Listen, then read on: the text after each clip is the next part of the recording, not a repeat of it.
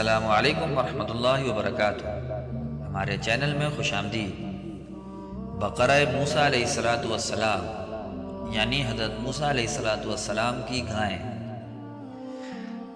اس گائیں کا واقعہ قرآن پاک میں بڑی تفصیل سے ذکر ہے۔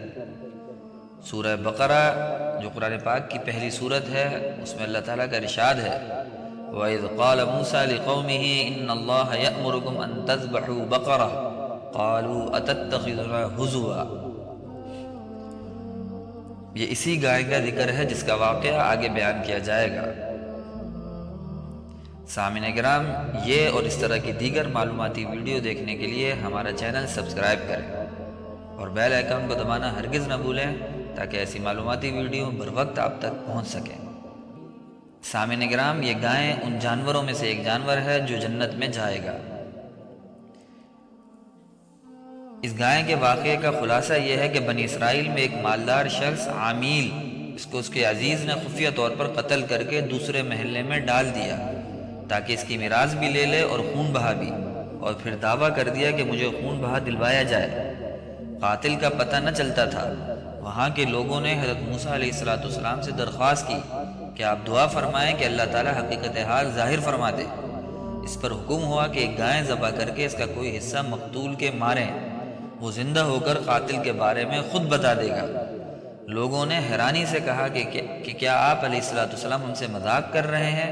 اتتخذنا ہزوا، کیونکہ مقتول کا حال معلوم ہونے اور گائے کے ذبح کرنے میں کوئی مناسبت معلوم نہیں ہوتی۔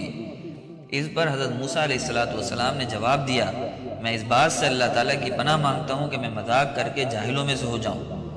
جب بنی اسرائیل نے سمجھ لیا کہ گائے کا ذبح کرنا مذاق نہیں بلکہ باقاعدہ حکم ہے، تو انہوں نے حضرت موسیٰ علیہ السلام سے اس کے اوصاف دریافت کیے اور بار بار سوال کر کے وہ لوگ قیدیں بڑھاتے گئے، اور بالآخر یہ حکم ہوا کہ ایک ایسی گائے ذبح کرو جو نہ بوڑھی ہو اور نہ بہت کم عمر بلکہ درمیانی عمر کی ہو، بدن پر کوئی داغ نہ ہو، ایک ہی رنگ کی ہو، رنگ آنکھوں کو بھانے والا ہو، اس گائے نے کبھی کھیتی باڑی کی ہو، نہ کبھی کھیتی کو پانی دیا ہو۔ آخری سوال میں انہوں نے کہا کہ اب ہم انشاءاللہ راہ پا لیں گے۔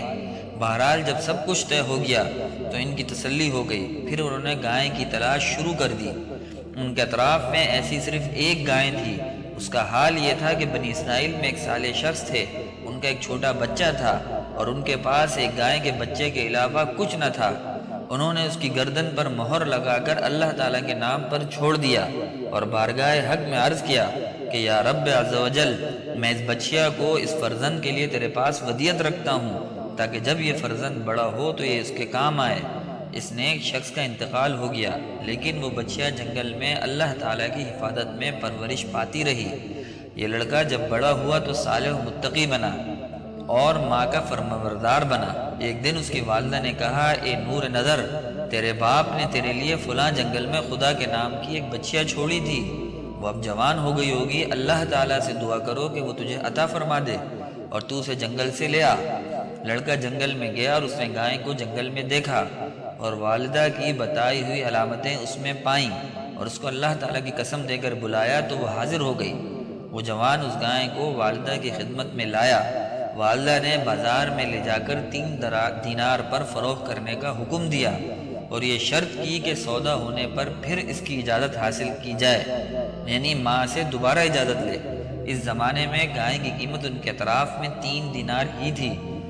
جوان جب اس گائے کو بازار میں لایا تو ایک فرشتہ خریدار کی صورت میں آیا اور اس نے گائے کی قیمت 6 دینار لگائی، مگر یہ شرط رکھی کہ جوان اپنی والدہ سے اجازت نہیں لے گا۔